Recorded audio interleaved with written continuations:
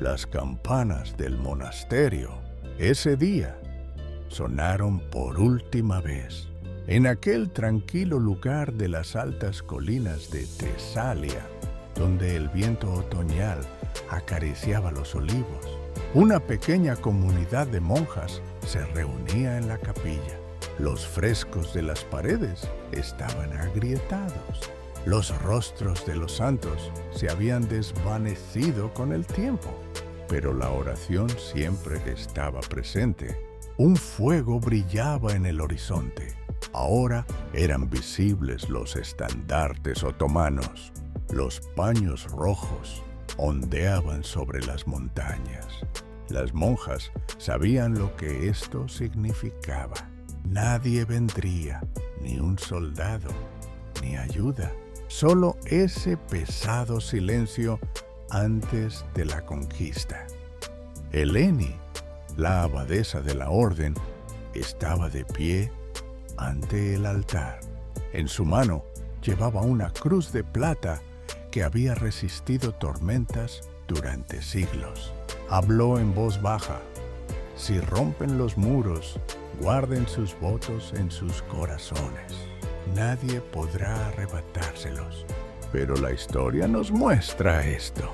A veces, la gente intenta arrebatar lo que hay en el corazón. Cuando el ejército otomano llegó a las puertas, ya no había santidad. El monasterio no era un lugar sagrado para ellos. Fue un desafío. Las primeras piedras cayeron antes del atardecer. Los himnos quedaron ahogados por el sonido de gritos y hierros. No dispararon flechas, solo usaron cañones. Este era un mensaje: la cruz ya no se alzará aquí. Las monjas intentaron ocultar todo dentro: copas de plata, iconos, reliquias de santos. Pensaban: si nuestros cuerpos se van, la fe permanecerá. Pero los soldados no buscaban oro, buscaban pruebas de que habían derrotado no solo a personas, sino también a un dios. Al caer la noche, los supervivientes se reunieron en el patio. Las antorchas hacían brillar sus túnicas blancas como el oro. Serán llevados ante el pachá, dijeron. Pocos sobrevivieron a esta sentencia. Y entonces, lo que iba a suceder, sucedió. Los soldados, esperando un grito en el patio, oyeron una canción. Las monjas, atadas con cuerdas, cantaban himnos. Cordero de Dios. Sus voces temblaban, pero no se detuvieron. El capitán llamó a la abadesa. Eleni aún sostenía la cruz de plata. Le hizo una oferta. Reniega de tu Dios. Acepta nuestra fe. Larga vida a tus hermanas. Eleni simplemente dijo: ya he dado mi vida. ¿Qué más puedes aguantar?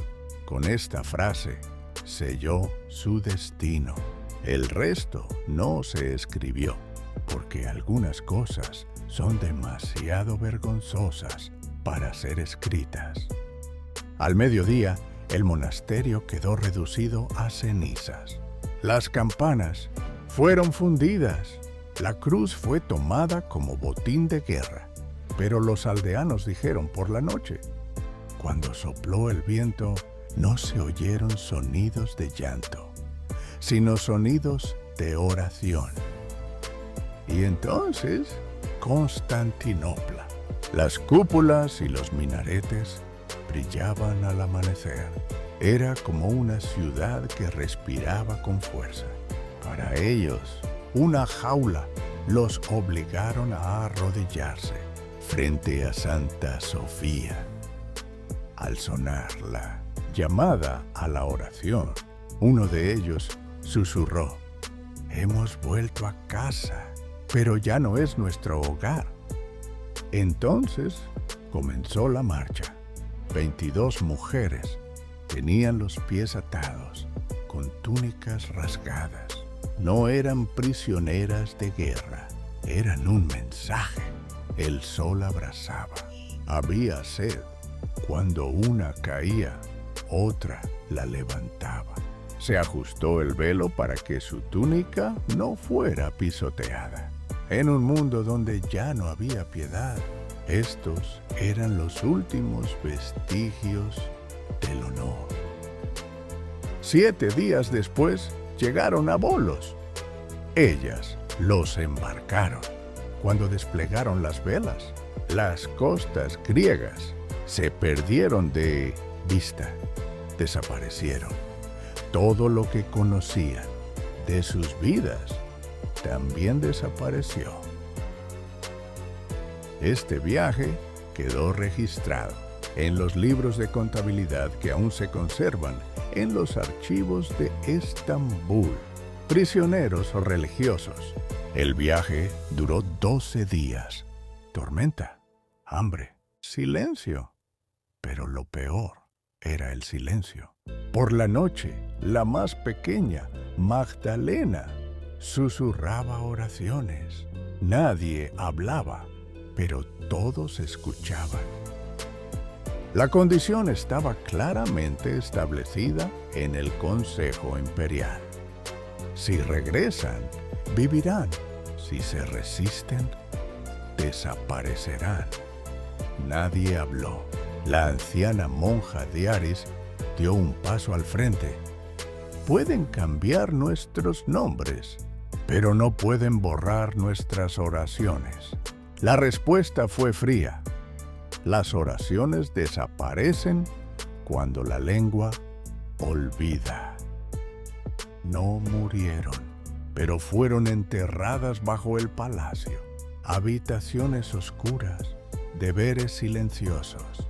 Pero los otomanos no lo tuvieron en cuenta. Estas mujeres ya sabían vivir en silencio. Rezaban en secreto por la noche. Grababan cruces en las paredes. Contaban los días con la llamada a la oración. No su fe, para medir el tiempo. Entonces llegó la misericordia. Seda, comida, palabras amables. Si olvidan, serán libres.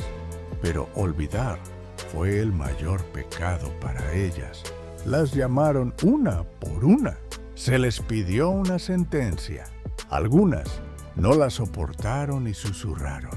2 monjas gemelas vestían de seda y nunca más se las volvió a ver. Las demás guardaron silencio. Cuando le preguntaron a la hermana de Aris su nombre, dijo: pueden llamarme Silencio. Solo una frase quedó en los registros oficiales. Insensible, silenciosa. Pero la historia escribió algo más. Las paredes hablaban. Años después, se encontró una pequeña habitación bajo el palacio.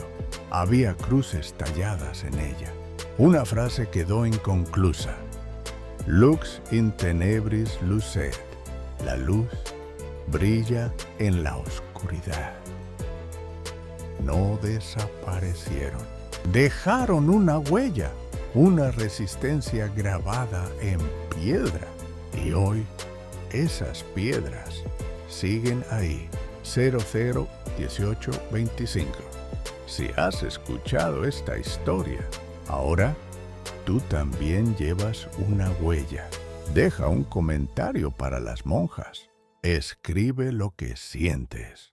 Y para otras historias enterradas en la oscuridad de la historia, únete a nosotros, porque algunas verdades nunca pueden silenciarse por completo.